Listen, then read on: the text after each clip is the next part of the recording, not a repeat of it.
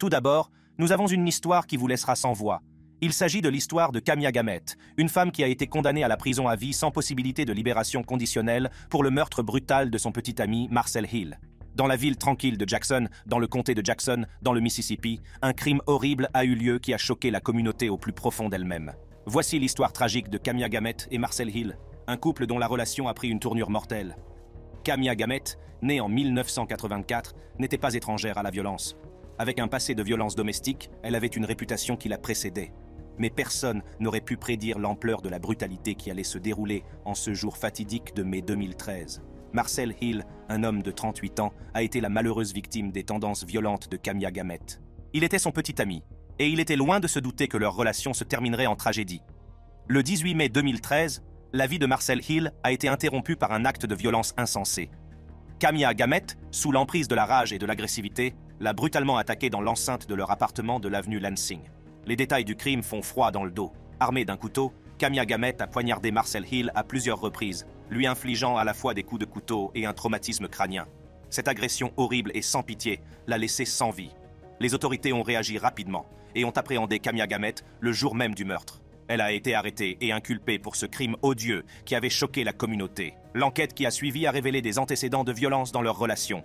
Les membres de la famille de Marcel Hill ont témoigné des violences qu'il a subies de la part de Kamia Gamet, relatant des incidents au cours desquels il a été poignardé et même attaqué à l'aide d'un marteau. Elle a finalement été inculpée de meurtre au premier degré. Le procès de Kamia Gamet a été un spectacle fascinant qui a captivé la nation.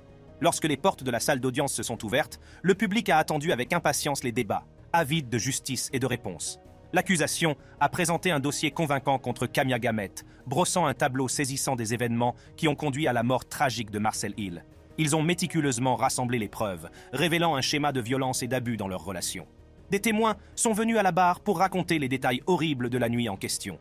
Les membres de la famille de Marcel Hill ont courageusement raconté les abus qu'il a subis de la part de Kamia Gamet, laissant la salle d'audience en larmes.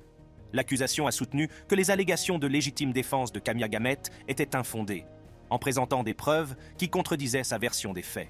Elle a souligné les multiples coups de couteau et les traumatismes contondants infligés à Marcel Hill, suggérant une attaque implacable et calculée.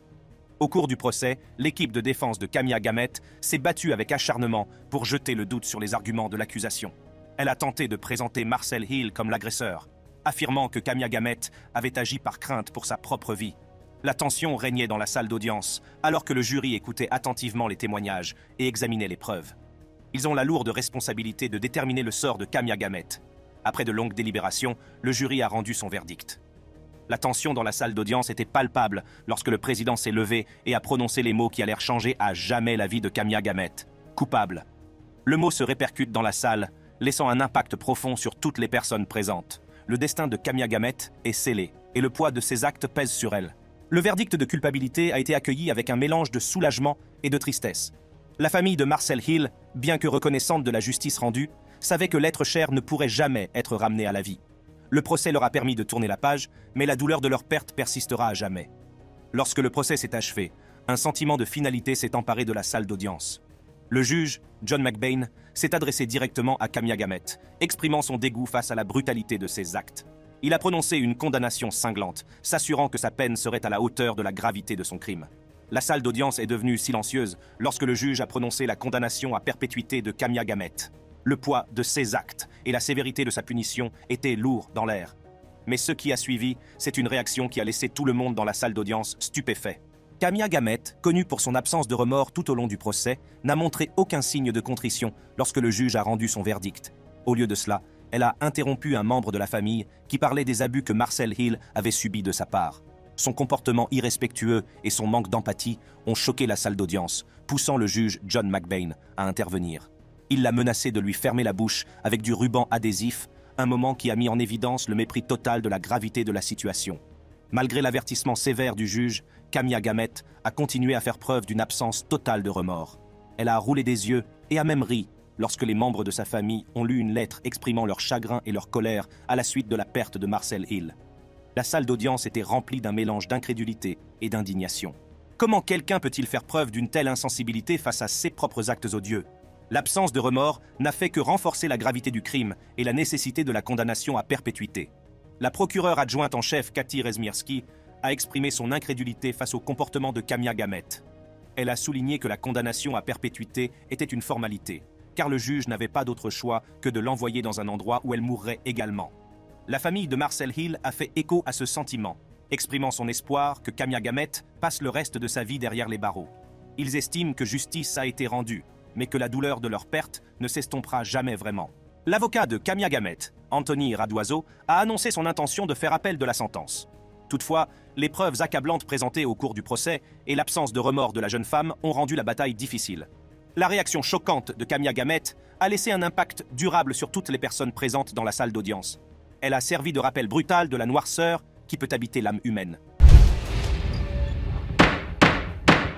Ensuite, nous nous pencherons sur le cas déchirant d'Erika May Butts et sur sa réaction après avoir été condamnée à la prison à vie. Cette histoire a captivé la nation, car Butts et son ancien amant Shanita Latrice Cunningham ont été accusés du meurtre d'une fillette de 3 ans. La scène qui s'est déroulée dans la salle d'audience a été tout simplement chaotique, Butts et Cunningham s'effondrant et gémissant à l'annonce de leur sort. Tout a commencé en 2009, lorsque Erika May Butts, une jeune femme de 25 ans, vivait avec sa compagne, Shanita Latrice Cunningham. Il semblait être un couple ordinaire, vivant dans un quartier tranquille de la banlieue. Mais derrière les portes closes, un sombre secret les guettait. Erika et Shanita ont pris en charge Serenity Richardson, une petite fille de 3 ans, douce et innocente. La mère de Serenity, Yeshia Richardson, avait confié le bien-être de sa fille à Erika, qui était la marraine de Serenity. Yeshia a dû déménager de Détroit, laissant Serenity aux soins d'Erika et de Shanita. Yeshia était loin de se douter que sa décision entraînerait une tragédie inimaginable. Au fil des jours et des semaines, la vie de Serenity a pris un tournant sombre. L'enfant, autrefois pleine de vie et heureuse, commence à porter les cicatrices physiques des mauvais traitements qu'elle a subis. Les mauvais traitements infligés à Serenity étaient tout simplement horribles. Elle a été retrouvée couverte de coupures et d'échymoses, témoignage déchirant de la souffrance qu'elle a endurée aux mains de ceux qui lui avaient été confiés. La découverte des blessures de Serenity a provoqué une onde de choc au sein de la communauté, et les autorités ont rapidement pris des mesures. Erika May Butts et Shanita Latrice Cunningham ont été arrêtés et inculpés d'homicide par maltraitance d'enfants. Le procès qui a suivi a été émaillé de témoignages déchirants et de révélations choquantes. L'accusation a dressé le portrait d'une jeune fille dont la vie a été tragiquement écourtée en raison de la cruauté que lui ont infligée des personnes en qui elle aurait dû avoir confiance. Puis vint le jour où la juge Deidra Jefferson rendit son verdict. Erika May Butts et Shanita Latrice Cunningham ont été reconnus coupables du meurtre de Serenity Richardson. La tension régnait dans la salle d'audience lorsque la juge a annoncé leur peine, la prison à vie. Le poids de la sentence semble écraser Erika et Shanita. Elles se sont effondrées sur le sol, leurs cris d'incrédulité résonnant dans la salle d'audience. Les membres de leur famille ont regardé avec angoisse les fonctionnaires du tribunal se précipiter à leur secours et les faire sortir de la salle d'audience l'une après l'autre. L'effondrement émotionnel d'Erika May Butts et de Shanita Latrice Cunningham est un rappel obsédant des conséquences dévastatrices de leurs actes. C'est un rappel brutal que la justice sera rendue et que la douleur infligée à Serenity Richardson ne sera jamais oubliée. Le procès d'Erika May Butts et de Shanita Latrice Cunningham a été très émouvant et très suivi. La tension régnait dans la salle d'audience lorsque l'accusation a présenté son dossier, révélant les détails horribles des mauvais traitements infligés à Serenity Richardson et de sa mort. L'accusation a soutenu qu'Erika et Shanita avaient systématiquement abusé de Serenity, lui infligeant des blessures physiques et la soumettant à une douleur inimaginable. Les témoins ont fait état des nombreuses blessures constatées sur le corps de Serenity, ne laissant aucun doute sur l'ampleur des sévices qu'elle avait subis. Au cours du procès, la défense a tenté de présenter un autre récit, suggérant qu'Erika et Shanita n'étaient pas les seuls responsables de la mort de Serenity. Elle a fait valoir que d'autres facteurs étaient en jeu, cherchant ainsi à rejeter la responsabilité sur ses clientes. Cependant, les preuves accablantes présentées par l'accusation ne laissaient guère de place au doute. Le jury a écouté attentivement, soupesant les témoignages et examinant les preuves, pour finalement parvenir à un verdict unanime, coupable. Le moment de vérité est arrivé lorsque le juge Deidra Jefferson a prononcé les peines de prison à vie pour Erika May Butts et Shanita Latrice Cunningham. La salle d'audience était remplie d'impatience, les membres des familles, les sympathisants et les représentants des médias retenant leur souffle. Et puis, les mots qui allèrent changer leur vie à jamais ont résonné dans la salle d'audience, la vie en prison.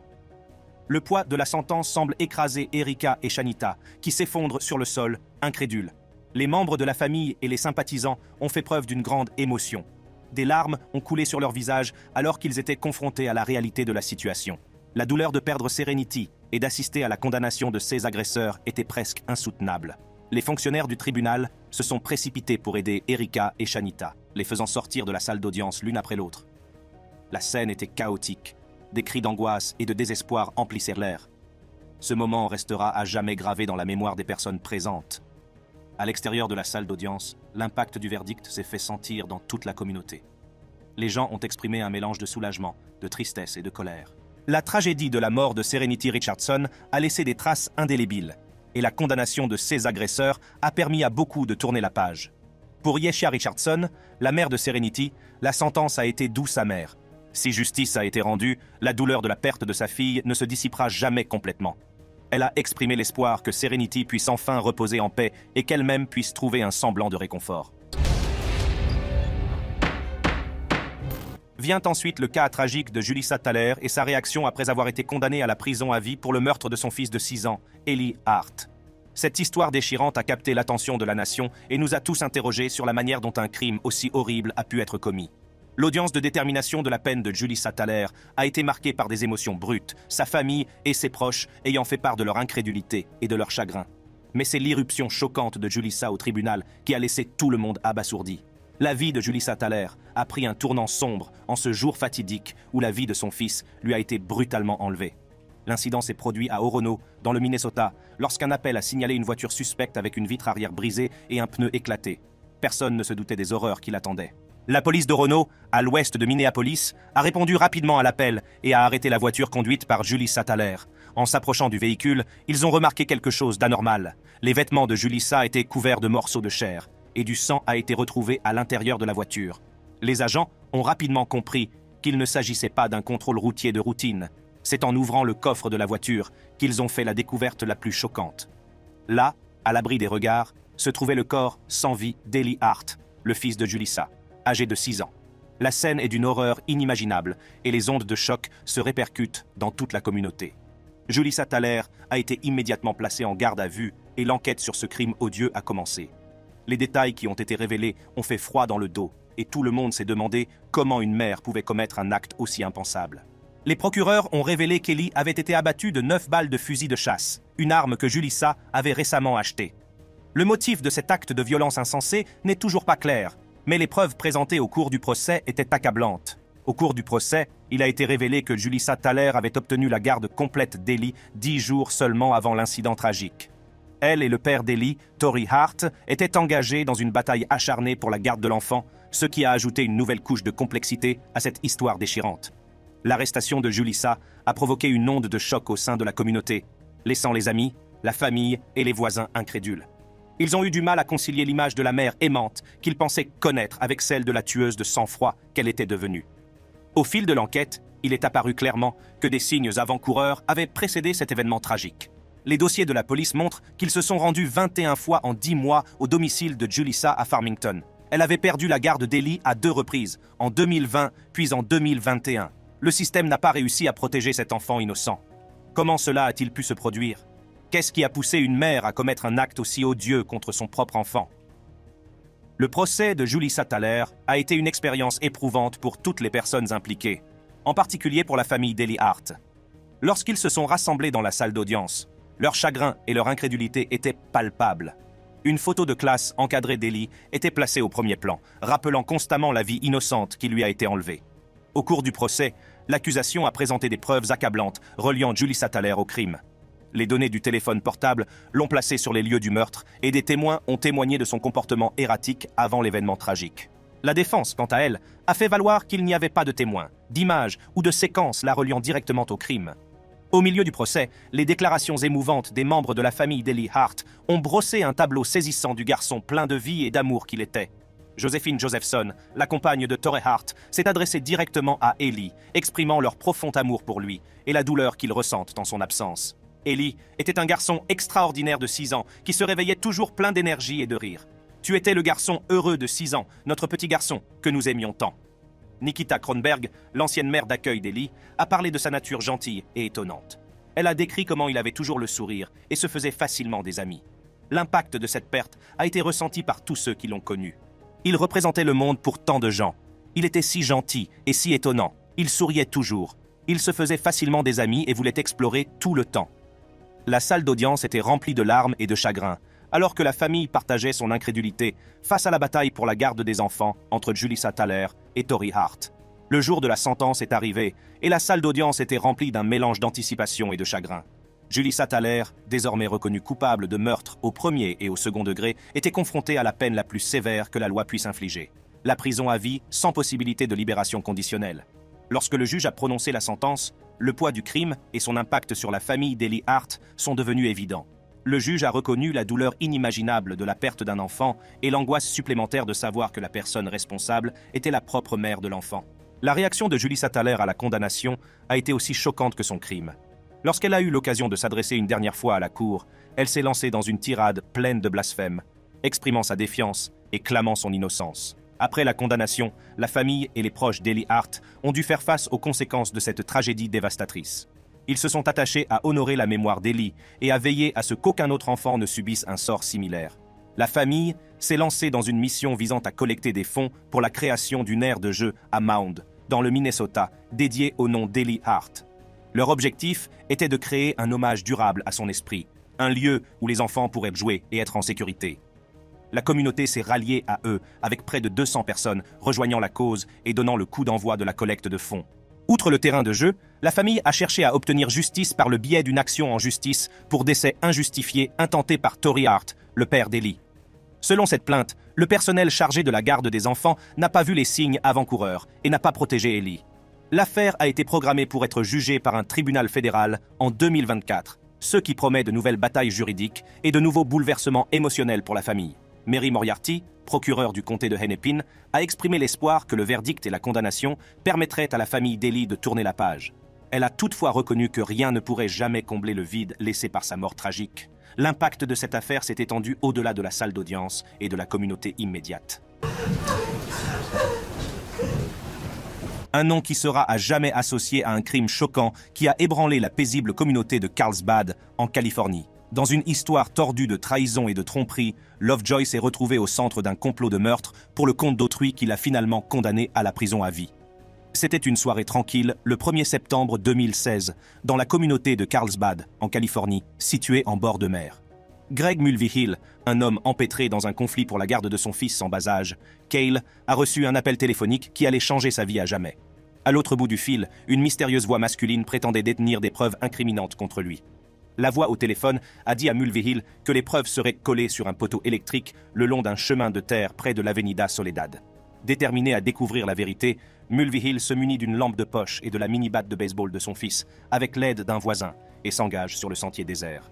Mulvihill était loin de se douter que cette enquête apparemment innocente le mènerait dans un piège mortel. Alors que lui et son voisin s'aventurent plus loin sur le sentier, ils entendent un bruissement dans les buissons, suivi de la vision glaçante d'un canon d'armes à feu et de l'éclair d'un coup de feu. Mulvihill a été touché au côté, mais a miraculeusement survécu à l'attaque. La fusillade a provoqué une onde de choc dans cette communauté très unie, laissant les habitants stupéfaits et effrayés. Une semaine seulement après l'incident, les autorités ont procédé à une arrestation choquante. La principale suspecte dans cette affaire n'est autre que l'ancienne épouse de Mulvihill, Diana Lovejoy. Triathlète et rédactrice technique de logiciels, Madame Lovejoy semblait être une candidate peu probable pour un crime aussi odieux. Les enquêteurs ne tardent pas à découvrir un motif qui va faire l'effet d'une bombe dans la communauté. Lovejoy aurait été mécontent de l'accord de garde 50-50 et de la charge financière que représentait le paiement de 120 000 $ à Mulvihill. Mais ce qui a rendu cette affaire encore plus sensationnelle, c'est l'implication présumée de l'instructeur de tir et ancien amant de Lovejoy, Weldon McDavid. Lovejoy et McDavid ont été accusés d'avoir comploté pour commettre la fusillade. Les procureurs ont soutenu que Lovejoy avait manipulé McDavid en lui racontant de fausses histoires d'abus. Le plan consistait à éliminer Mulvihill afin de résoudre une fois pour toutes le litige sur la garde des enfants entre Lovejoy et McDavid. Le procès a débuté par la présentation par l'accusation d'un dossier convaincant contre Lovejoy et McDavid.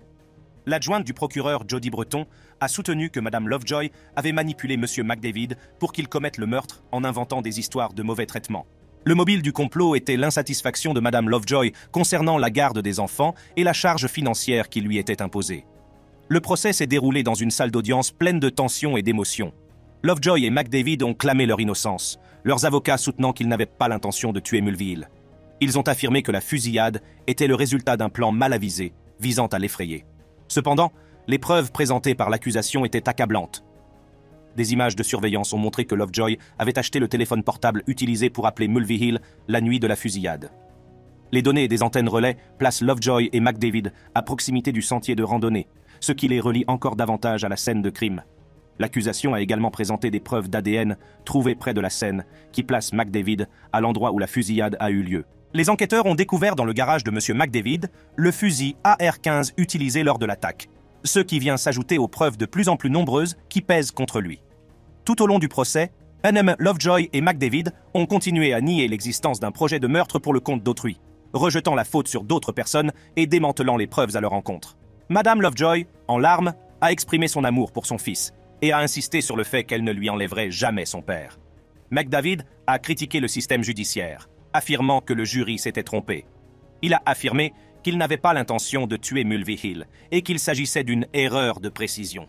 Toutefois, le jury n'a pas tenu compte de ces affirmations et a rendu un verdict de culpabilité pour les accusations de tentative de meurtre et de complot. L'audience de détermination de la peine s'est déroulée sous le signe de l'émotion. Madame Lovejoy s'est effondrée en entendant sa condamnation à perpétuité et a dû être transportée dans un hôpital local pour y recevoir des soins médicaux. McDavid a pleuré devant le poids de ses actes et les conséquences de ses choix. Le juge de la Cour supérieure, Sim von Kalinowski, a prononcé les peines en tenant compte de la gravité du crime et de son impact sur Mulvihill et la communauté. Lovejoy a été condamné à une peine de 26 ans à la prison à vie pour conspiration en vue de commettre un meurtre et tentative de meurtre. McDavid, qui a appuyé sur la gâchette, a été condamné à une peine allant de 50 ans à la perpétuité. Un mélange de soulagement et de tristesse s'est emparé de la salle d'audience à l'annonce des sentences. Monsieur Mulvihill, qui avait la garde de son fils, a quitté la salle d'audience, enfin capable d'avancer dans sa vie après avoir subi le traumatisme de la fusillade et du procès qui s'en est suivi. Alors que Lovejoy et McDavid commencent à purger leur peine à perpétuité, la communauté est confrontée aux conséquences de ce crime choquant. Cette histoire nous rappelle brutalement les conséquences dévastatrices que peuvent avoir un divorce amer et une bataille pour la garde des enfants. Merci d'avoir regardé. Cliquez sur les vidéos sur votre écran pour un contenu similaire.